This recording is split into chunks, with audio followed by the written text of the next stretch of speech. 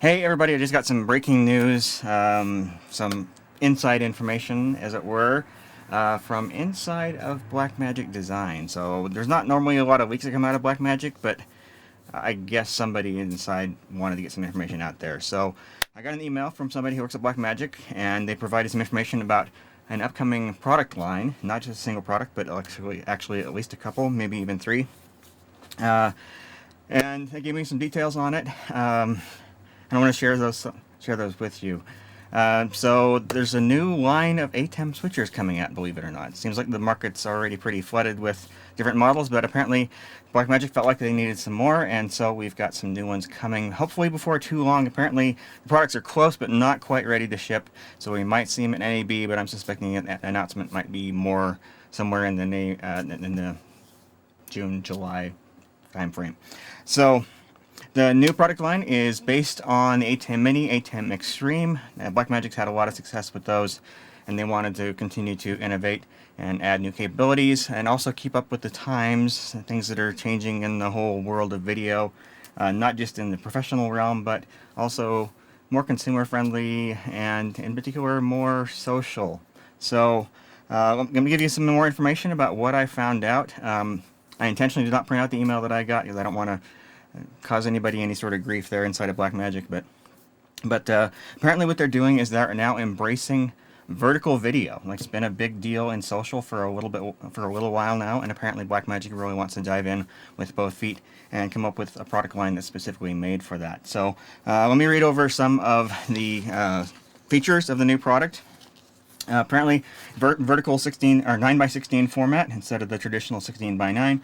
It can record in 1080 by 1920, 720 by 1280, or 360 by 640, which is rather odd. It's basically standard definition. Apparently, it streams to Instagram, TikTok, and Twitch, but specifically excluded is YouTube and Facebook. Some mention of Facebook being for, I don't know, boomers or something. I don't know. Apparently it has AV1 encoding and SRT streaming, something we've kind of been hoping for somewhere before too long. And this new line introduces something called Superscaler. So, Blackmagic has had scalers on the inputs of all their switchers they've released for the last few generations. And apparently this is a new feature called Superscale, Generation 4 scalers. And what this allows you to do is to scale or rotate any source on any of the inputs. So what that allows you to do in this case is be able to input a 16:9 signal into the switcher that's running a 9x16 and rotate it around in order to make it fit. It also does scaling on that as well, so if rotation is not the right way to handle that, you can apparently scale that in any way you want. So anyway, there's also some other interesting features that we haven't seen before, but it seems like Blackmagic is really embracing this new social thing. So you know what? Let me just show you what's going on here. So I've got a picture here of the new switcher. So you can take a look at that here. So here is a picture of at least one of the models. This is the smaller of the two or three that are going to be out. So this one is called the ATEM 1ME Vertical Mini Social Studio HD4 Extreme Pro ISO G1. So a little bit of a mouthful there on the name, but it seems in keeping with what Blackmagic has done with their products for a while now. So not too big of a surprise. But so it looks a lot like an ATEM Mini Pro, but just rotated, which interesting design choice, but they can do whatever they want, right? So anyway, so yeah, it's got basically all the same buttons that we see on the ATEM Mini Pro, but there's a couple other ones here that are rather interesting, and that gets into some of the features that I see here on this list. So up here in the upper left, we see a button that's got a smiley face on it. And apparently, this is for a new emoji or sticker feature that's on there. So you're able to add emojis and stickers onto your video in real time. And apparently, that button turns it on and off. You have to go into the software to configure which one you want, but you can do that, toggle that on and off by pressing that button. And apparently, you can have animations on those too. So they can animate in, animate out. Basically, essentially play small, short video clips. The next button to it right here is, it's got what looks like a few stars on it or something like that. So apparently this is a new filter button. This button allows you to apply filters to your video, which is something new for any of the ATEM switchers. We haven't seen that anywhere before, but apparently it has things like skin softening, adding sparkles, making people have big eyes, and cartoon effects. Apparently you can do things like make people look like Disney characters, things like that. So that's what I'm told. And along with this, I guess there's going to be a plug-in architecture where companies are able to come up with their own filters and that can be downloaded into the switcher. And yeah, I guess that's kind of a big thing with social. Apparently, in addition to all of that, it also has some features that are called bounce and loop. And with the built-in video recorder, it's able to go back a certain period of time and just replay that portion of video over and over and over again, or play it front to back and back to front. So apparently it's something that they think is pretty important, so it has the ability to do that. So I guess no buttons on here, so it has to be done through the ATEM software control software, but at some point you have to say enough is enough on the buttons and start doing things in software. It also, interestingly, has a super source on the Pro model, which is something that's new. It's only been on the Extreme models and above previously, but apparently they've added to that to the Pro. Has a built-in recorder, as it traditionally has. But interestingly, the recorder deletes the files after 24 hours, which is a rather odd choice. I'm not sure where I really understand what that's about, but apparently after you make a recording, it automatically disappears after 24 hours. So I guess you need to make copies of that pretty soon, right away after you shoot. Otherwise, those files disappear.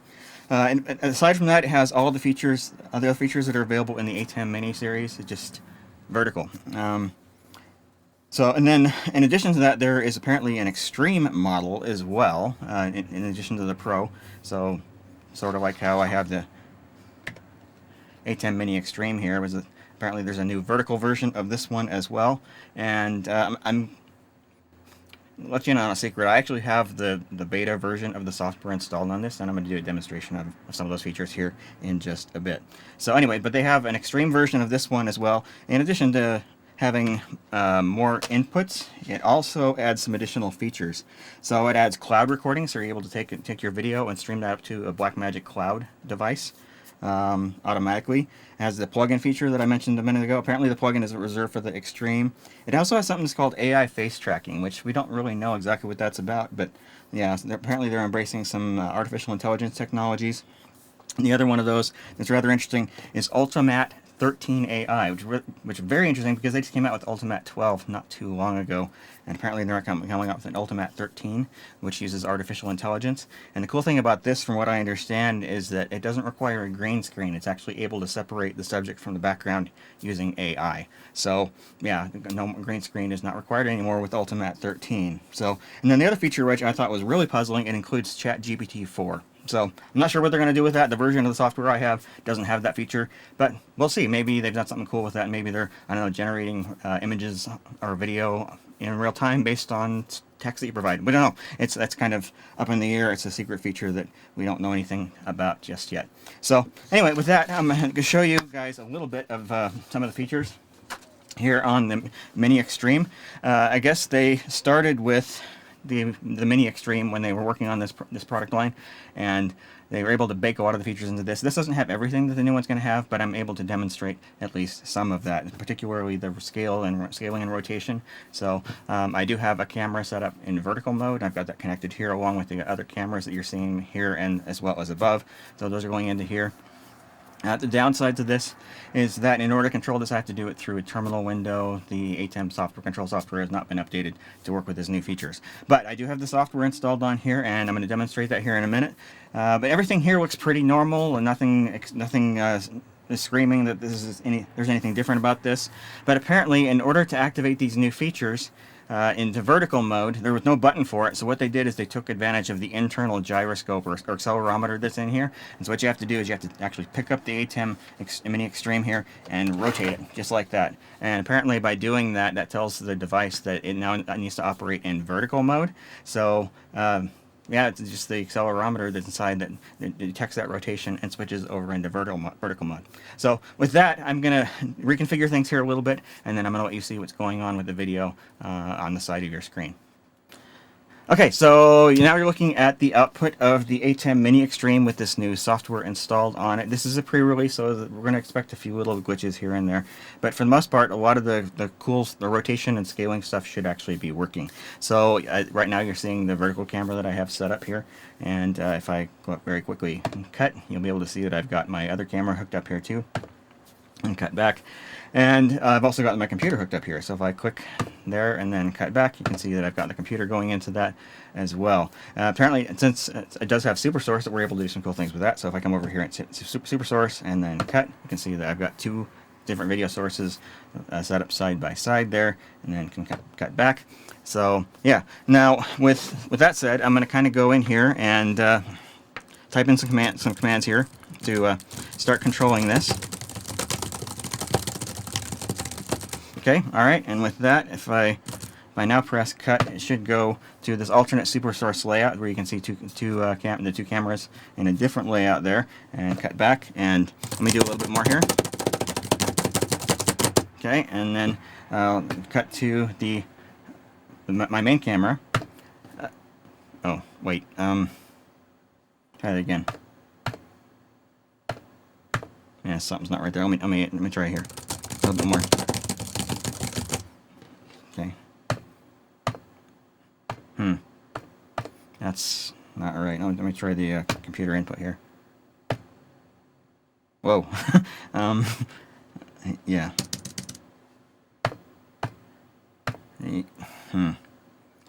Yeah, well, I guess this is a pretty early beta. Yeah, we'll try that SuperSource again, see if we can get anything better there. That's not really looking quite right, is it? Let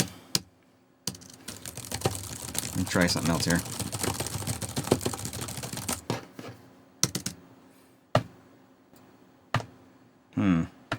That's not really any better. Well, okay, I'm going to go back to my main camera here. Well, I guess that it isn't working as well as we maybe had hoped that it would. So apparently this is an early beta. We've still got a lot of work left to do on it. So maybe the same person who leaked this to me will be able to leak me something a little bit more stable to me here in the future before too long. But if this is the way the software is working right now, obviously this is not going to be ready for NAB. It's going to take at least till summer before it's really working right. So anyway, that's about what I know. There's a few little other tidbits, but I'm not going to take time to go through those today. So if you guys have any questions about this, please leave those in the comment section down below. And if you're new to the channel, please consider subscribing. I do video production related content roughly once a week thereabouts. So anyway, appreciate you watching, and yeah, thanks everybody for all your support, and we'll talk to you later. Have a great day.